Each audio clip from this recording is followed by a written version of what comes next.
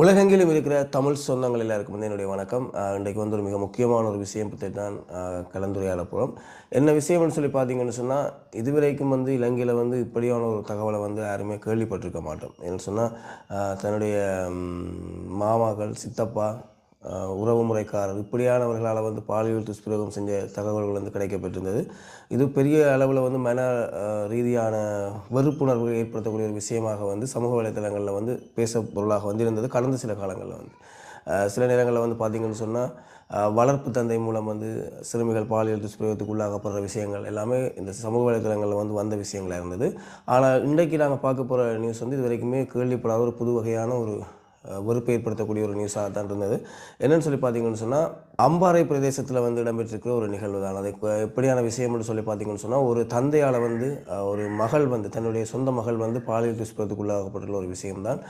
குறிப்பிட்ட சிறுமிக்கு வந்து பார்த்தீங்கன்னு சொன்னால் 12 வயது என்று சொல்லப்படுது.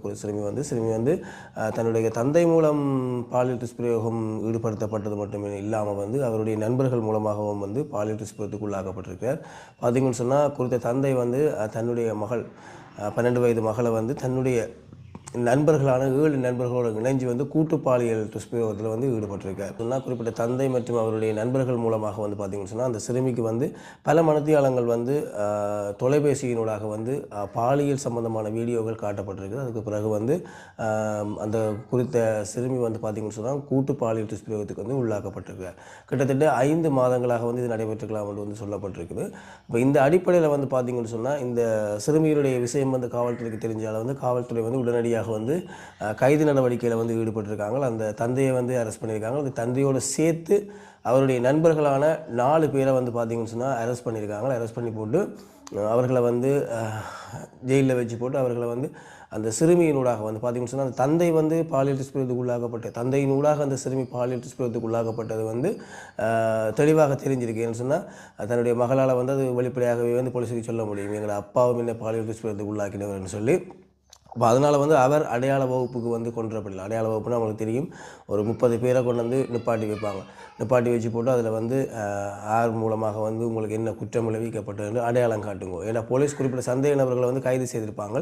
அதில் வந்து அந்த சிறுமி வந்து அந்த நிறைய பேர் இருக்கிற இடத்துல தனக்கு ஆர் மூலமாக வந்து துஷ்பிரயோகம் இடம்பெற்றதை வந்து அடையாளம் காட்டினா அவர்களுக்கு வந்து 100% தண்டனை உறுதி செய்யப்பட்டிருக்கு. அப்படி அந்த தந்தை வந்து அடையாளம் காண வேண்டிய அவசியம் இல்லை என்ற அதுக்கு ஒரு தந்தை தான் பாலியல் துஷ்பிரயோகம் ஈடுபடுத்தினு சொல்லி அந்த பிள்ளை தெளிவாக சொன்னதால் வந்து அந்த குற்றம் நிரூபிக்கப்பட்டுடுது. அவருடைய நண்பர்கள் என்ற ரீதியில் வந்து நிறைய பேரை கொண்டு வந்து அதில் நிப்பாட்டி வச்சுருந்தாங்க. அதில் வந்து அந்த சிறுமியை வந்து அடையாளம் காட்டு சொல்லிக்க வந்து குறிப்பாக பார்த்திங்கன்னு சொன்னால் 4 பேர் இந்த தந்தையோடு சேர்த்து 4 பேரை அரெஸ்ட் பண்ணியிருந்தாங்களோ அந்த 4 பேரையும் வந்து பார்த்திங்கன்னு சொன்னால் அந்த சிறுமி மிக தெளிவாக வந்து அடையாளம் காட்டியிருக்கிறார். இதன் மூலம் வந்து குறித்த குற்றத்தோடு அவர்கள் ஈடுபட்டவர்கள் என்றது வந்து தெளிவாக தெரியுது. மேலதிகமாக வந்து பார்த்திங்கன்னு சொன்னால் இந்த 4 பேரை தவிர இன்னும் 3 பேர் குறித்த குற்றத்தோடு வந்து தொடர்புடையவர்களாக வந்து இருக்கிறார்கள். அவங்க வந்து இப்போ தலைமறைவாகி இருக்கிற ஒரு விஷயம் வந்திருக்கு.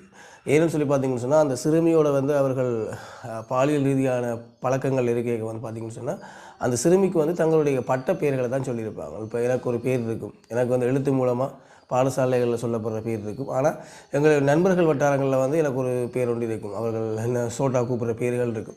அப்போ அந்த பேரை தான் அந்த சிறுமிக்கு வந்து வழங்கியிருக்கிறால வந்து அந்த 3 பேருக்கும் உண்மையான பெயர் விவரங்கள் தெரியாதால் வந்து கொஞ்சம் அவர்களை வந்து கைது செய்கிறதில் கொஞ்சம் டிலே ஆகுதுன்ற மாதிரி வந்து சொல்லியிருந்தாங்க. அதுக்கு பிறகு வந்து பார்த்திங்கன்னு சொன்னால் குறித்த ஒரு நபரை வந்து இந்த 3 பேர்லேருந்து ஒரு ஆளை அரெஸ்ட் பண்ணியிருக்காங்க. அரெஸ்ட் பண்ணி அவரை கோர்ட்ஸில் கொண்டு அவரை நீதிமன்றத்தில் முற்படுத்தினதுக்கு அமைய வந்து பிப்ரவரி மாதம் 2ஆம் தேதி வந்து அவருக்கு அடுத்த வழக்கு சொல்லியிருக்குது. அது மட்டும் இல்லாமல் அந்த சிறுமியினூடாக வந்து அடையாளம் காணப்படுவார். அதாவது திருப்ப ஒரு 10 பேர் நிப்பாடி அந்த 10 பேரில் ஒரு ஆளாக வந்து இவர் இருப்பார். அதில் அவருடைய முகத்தை வந்து அந்த சிறுமி அடையாளம் காட்டினா அவருக்கும் தண்டனை உறுதி செய்யப்பட்டுரும். மேலதிகமாக அந்த 2 நபர்கள் வந்து தற்பொழுது தேடப்பட்டு வரார்கள்.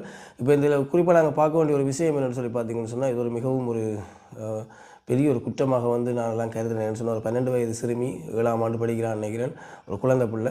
அந்த பிள்ளைக்கு வந்து பார்த்திங்கன்னு சொன்னால் எதுவும் மன்னிக்க முடியாத ஒரு குற்றம் என்னன்னு சொன்னால் அவருடைய தந்தை ஊடாகவே இந்த துஷ்பிரயோகம் இடம்பெற்றிருக்கிறது. இவர்கள் எல்லாம் வந்து எனக்கு தெரிஞ்சு வந்து நிச்சயமாக வந்து இவர்களுக்கு அதிகபட்ச தண்டனை வழங்கப்பட வேண்டும்னு சொல்லி நாங்களும் எங்களுடைய சமூக வலைத்தளங்களூடாக வந்து கேட்டுக்கொள்கிறோம். ஏன்னு சொன்னால் ஒரு குழந்தைக்கு வந்து ஒரு பெண் குழந்தைக்கு வந்து தான் மிகவும் பாதுகாப்பான இடம் என்று கருதுறது வந்து அவருடைய அப்பாவை தான். ஒரு பெண் பிள்ளைக்கு வந்து பார்த்திங்கன்னு சொன்னால் எல்லாரையும் விட இப்போ எத்தனையோ ஆண்கள் எவ்வளவோ விதமான ஆண்களில் வந்து மிக முக்கியமாக அவர்கள் நம்பிக்கை வைக்கிற ஒரே ஒரு ஆண்மகன் சொன்னால் முதலாவது அவங்களோட அப்பா தான், ரெண்டாவது இடத்துல அவர்களுடைய சகோதரர்கள் இருப்பாங்க.